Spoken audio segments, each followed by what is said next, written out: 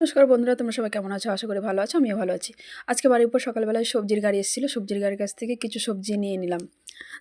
প্রথমে ভেবেছিলাম সব রকম সবজি দিয়ে আর পালং শাক দিয়ে নিরামিষ ঘ্যাঁট রান্না করব।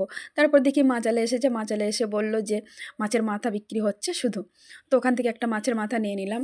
মাছের মাথাটাকে নিয়ে ভালো করে ধুয়ে বেছে পরিষ্কার করে নিয়ে ভালো করে ভেজে নিলাম। নিরামিষ ঘ্যাঁটের বদলে হয়ে যাবে মাছের মাথা দিয়ে পালং শাকের ছ্যাঁচড়া। তো মাছের মাথাটা বেশ বড়ই ছিল, তাই ভাবলাম শুধু পালং শাকের ছ্যাঁচড়াতে এত বড় মাছটা দিয়ে দেবো, তাই অর্ধেকটা ছ্যাঁচড়ার মধ্যে দেবো আর অর্ধেকটা কিন্তু আমি আলাদা করে আলু দিয়ে তরকারি রান্না করব। তো আমার মাথাগুলো প্রায় ভাজা হয়ে গেছে। এবার ওই তেলে আমি জিরা শুকনো লঙ্কা ফোড়ন দিয়ে সবজিগুলোকে কিন্তু দিয়ে দেবো।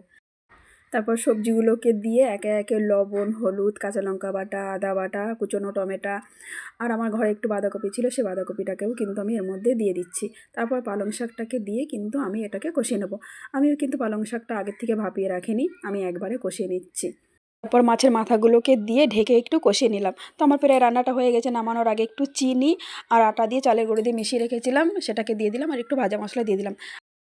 আমি কিন্তু যে কোনো ঘন্ট বা ছ্যাঁচড়াতে এই আটা গোলা বা চালের গুঁড়োটা ব্যবহার করি। তোমরা কে কে ব্যবহার করো জানিয়ে দিও। তো আমার রান্নাটা হয়ে গেছে কমপ্লিট। আজকে আমার মেয়ে বাড়িতে নেই, তো আমি একাই খেতে বসে পড়েছি। সবাই ভালো থাকো, সুস্থ থাকো, রাধে রাধে।